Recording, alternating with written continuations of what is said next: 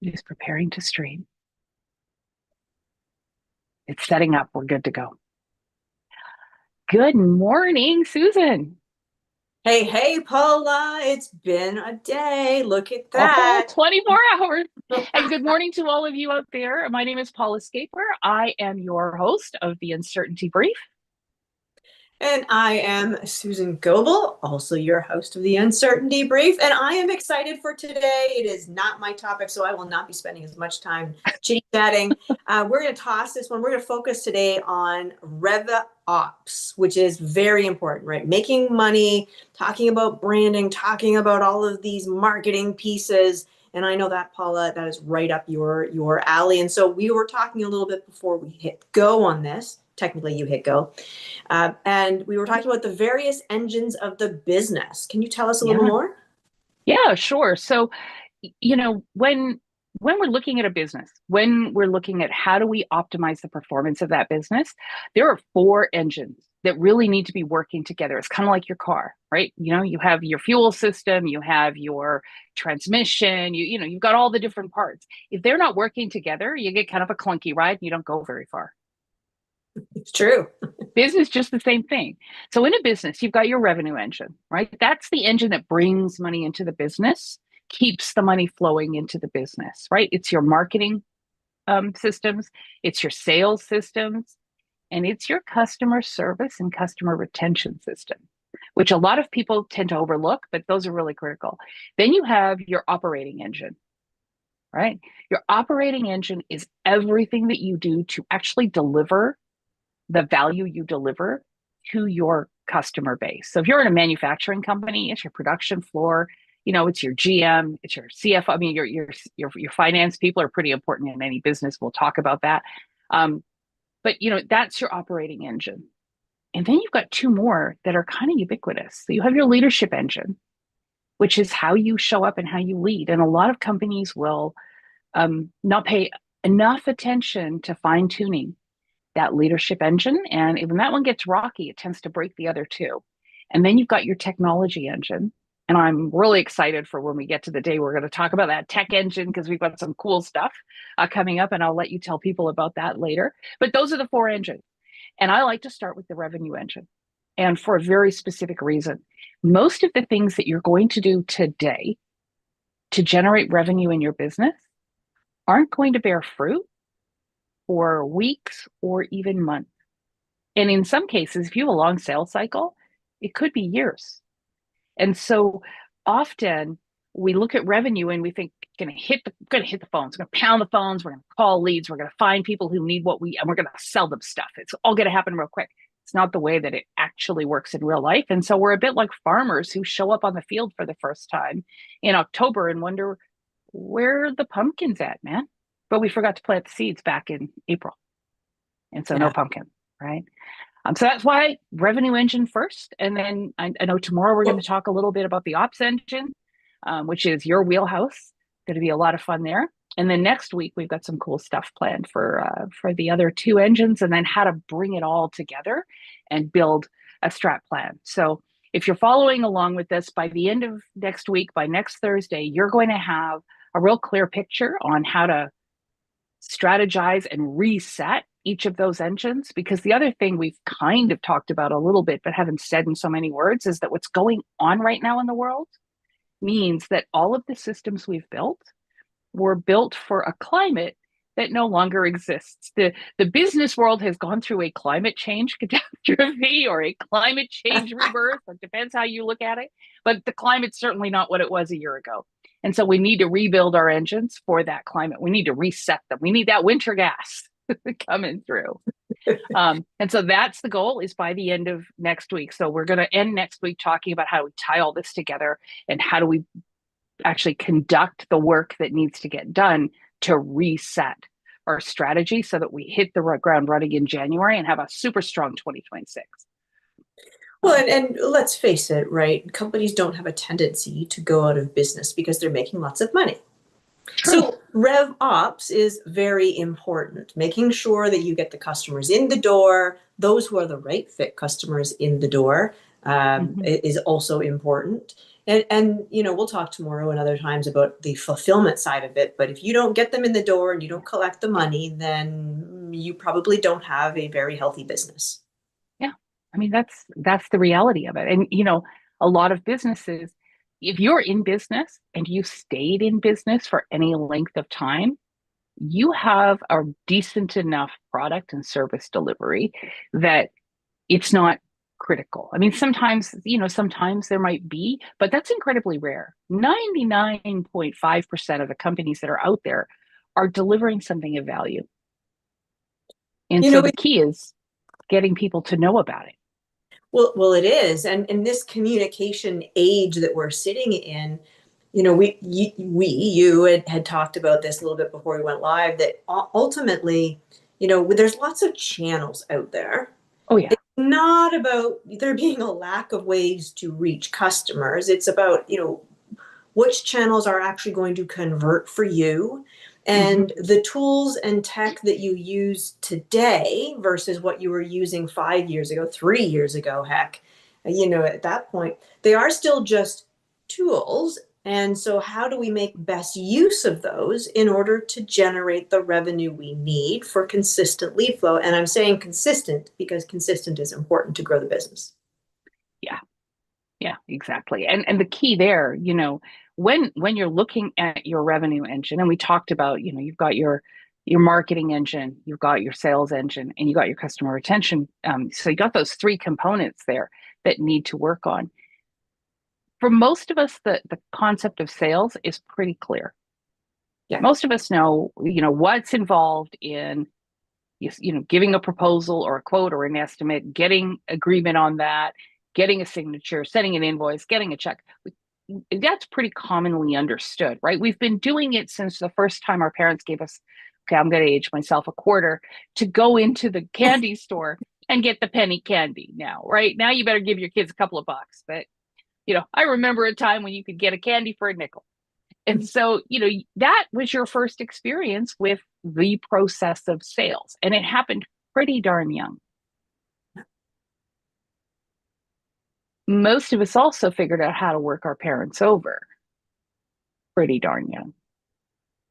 And by that, You mean I, negotiate, right? I mean, well, I'm going to tell you a story and you tell me if you think of this as negotiation. When my daughter was 4 years old, she had fish and we went to the pet store to get food for her fish. And they just had some new puppies come in because they had the adoption center in the pet store and they had some new puppies come in.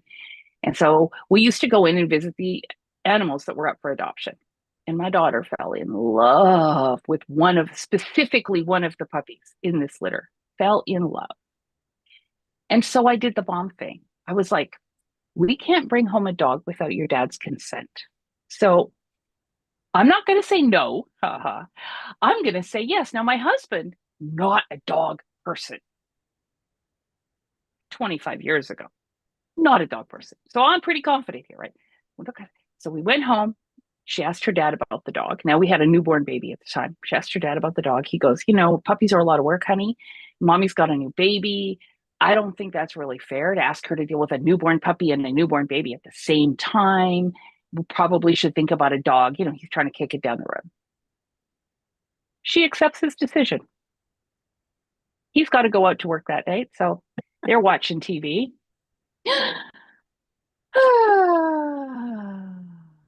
And it starts. Then she puts a pillow under his head. Then she curls up into her daddy. And this goes on. He says, you really want that puppy, don't you? Yeah, daddy, she says. I understand. Now, if you call this negotiation, you are an incredible salesperson. By the time he leaves for work an hour later, he comes up to me. He goes, she really wants that dog. I go, yeah, she does. He says, well, call and see if they still have it. I'm like, babe, you won. Take the win. This is the easiest win you're getting for the next 20 years. Like, take the, no, no, no. He says, I can't handle it. He says, call the pet. So I call them. I'm like, and they said, yes, the dog is here. We cannot keep it for you. Like, we're not going to put her on layaway or on hold. If you get in and she's still here when you get in, you can have her. No problem. So I go, no, tell my husband in the kitchen. He's like, okay. I can't, I'm like, I'm not telling her that you're going to get this dog for her. I'm just not. And he goes, okay. So he goes to work 45 minutes early so that I can get the kids in the car to get the fish food that I forgot for the angelfish, to see if the dog is still there, to adopt the dog. This is what I mean by working our parents over, right? Now, in business, we don't do it that way at I hope.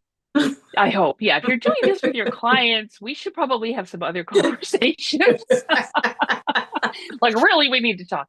But we figure out this process of, what she was really doing there was she knew what motivated her dad.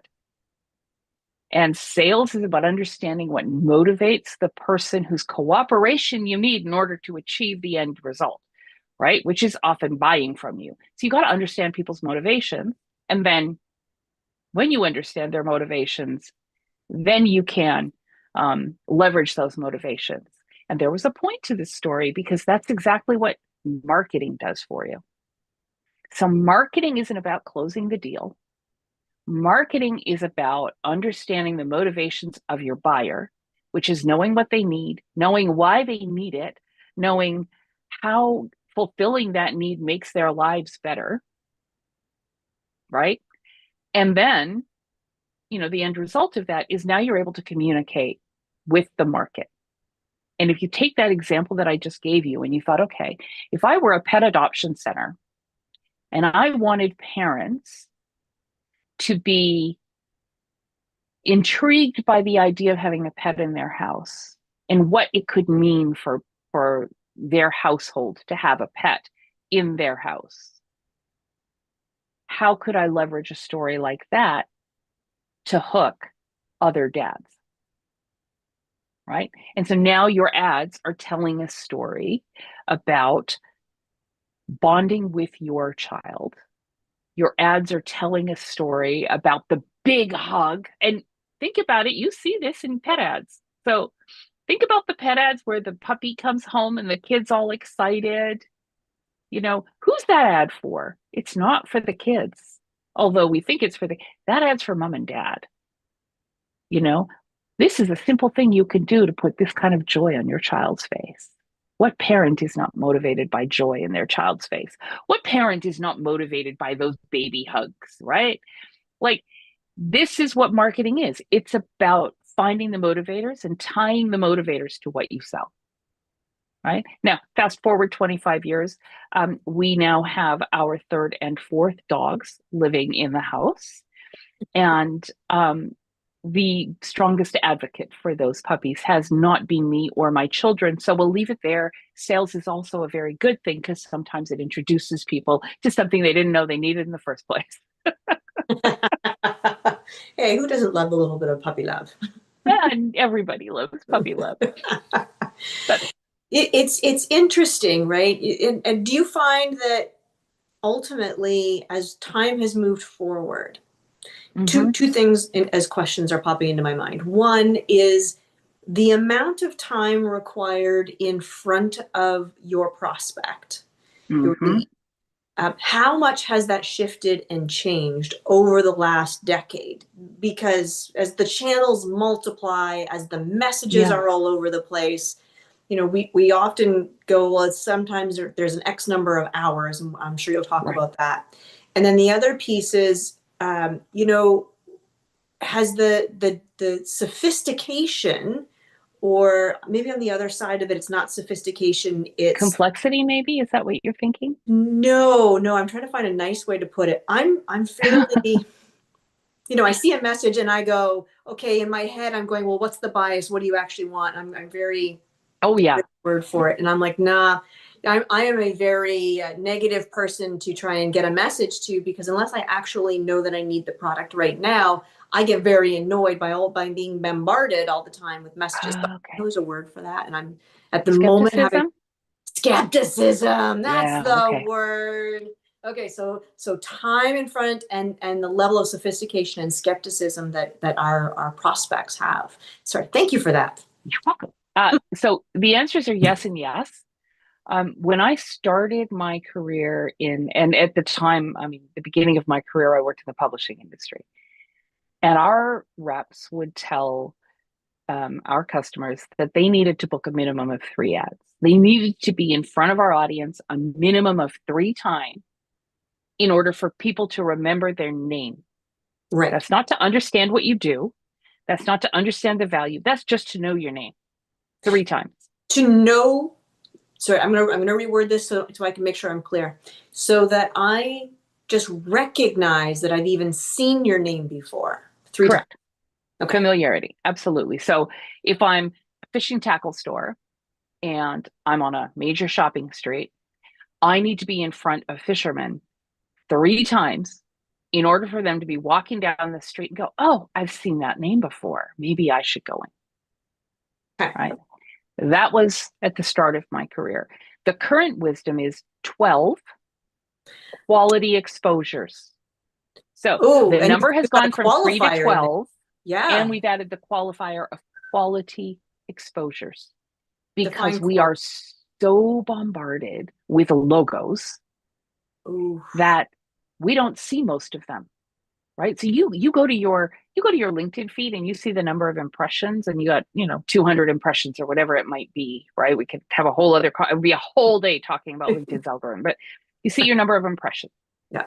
That doesn't mean that every person saw your post and was, oh, Paula posted, oh, Susan posted.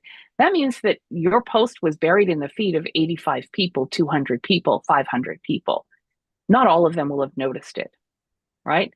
And it appeared on their screen at some point in time. That's not a quality As they were scrolling. engagement. Totally. They've got to actually look at it and it has to register, at least subconsciously register. And a lot of what we see today doesn't even. Our brains are amazing natural filters and they filter out everything that we don't need to know about. And if you want a perfect example of this, think of the last time you bought a car. And so you bought the car and you went out, or you were looking to buy the car, even better. You're looking to buy a car. You're thinking maybe what you would like is a white Toyota 4Runner. How many white Toyota 4Runners are you going to see the day after you settle on that decision versus the day before? Oh, a gazillion of them. Now they're everywhere. Right? Suddenly everybody's buying them. The number of 4Runners that drive past you has not changed. What's changing is your attention to those and the quality impressions to the logo. And so, yes, it's gotten a lot more complex. On the flip side of it, what happens when you expose people to constant messaging, constant manipulation, and I'm going to call a lot of what happens in marketing today manipulation, right? There's scarcity, and everybody's like, you got to buy now because you're going to get this great price, or Hence my skepticism, Paula. right, total value $27,000 and you're going to get it for $3,997. No, because the total value is not 27,000. Like our brains are smart enough to go, yeah, okay, this is feeling a little hinky. And so we approach everything with a low level of trust. In marketing, we call it trust, right? So consumer trust or buyer trust is at a real low. So yeah, it has become a lot harder. And I think what has come up in the course of that, and we're getting really close to time, but what has come up in the course of that is that as business owners, as business leaders, as marketers, we have become incredibly distracted by tactics. Interesting. Right? So how many times do you hear one of your clients say, we need a social media strategy? The next time Probably they not as say often that, as you, though. what? The next time they say that, look at them and go, oh, interesting. Why? And wait for the answer. Because the answer is going to be some form of, well, everybody needs a social media strategy, which is not a strategy well, it is a strategy. It's a strategy of follow. It's a strategy of follow the crowd. Marketing is the antithesis of follow the crowd. True marketing is about standing out from the crowd and doing it different. Doesn't mean you don't need a social media strategy, but you've got to answer the why before you can figure out what social media strategy is actually going to move the needle on your business, in your revenue, which is a really critical piece. And I'm hoping we have time at the end of next week to talk more about customer obsession, because customer obsession is the gasoline that drives your revenue engine. But yeah, it has become very, very complicated, and it's really easy to get overwhelmed, and it's really easy to dilute your marketing budget by trying to be in all places at once. And the result of that is what a lot of people do. And I want to try and wrap this up because I'm looking at the time and we're at time. What a lot of people do is they focus on the sales component because that's where they see the result in real time. So you hear people talk about lead gen, demand gen, conversion marketing.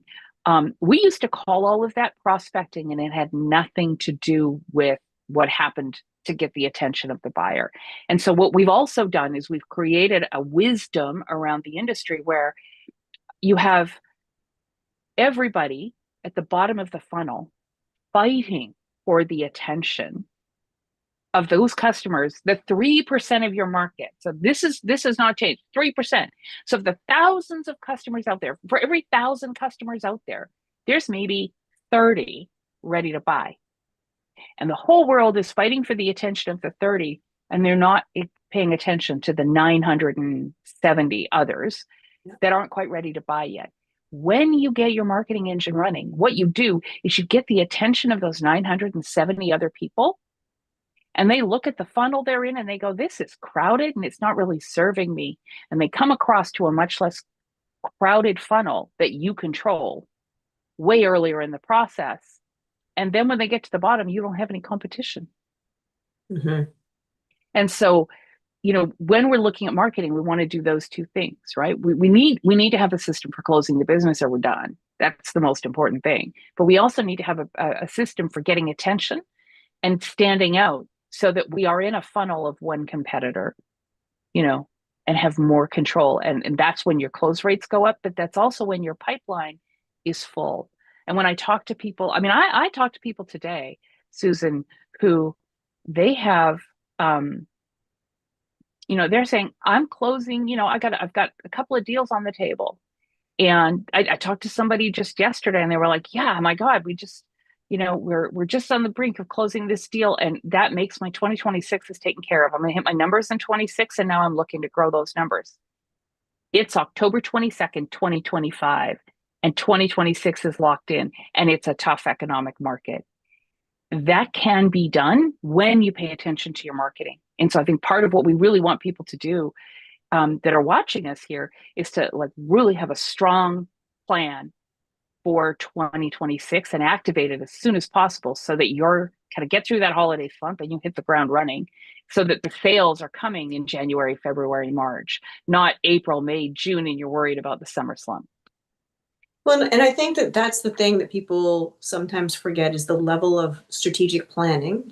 We're coming up to the year end. This is the final quarter. And so just back to where we started, this conversation, ultimately, we really do need to have people, business owners, business leaders, functional leaders within businesses focused in on planning and asking good quality questions of their business, of their data, of their teams in order to be ready and know, do I have to make a pivot here? Do I have an impression and assumption that's not backed up by data? I don't know. And so we have to have those conversations, but there's, you got to work on the business and up a level before you can get there. So I know we're at time and we had wanted to, I know we could riff on some of this stuff for hours. Why don't you tell us a little bit about what's coming up tomorrow?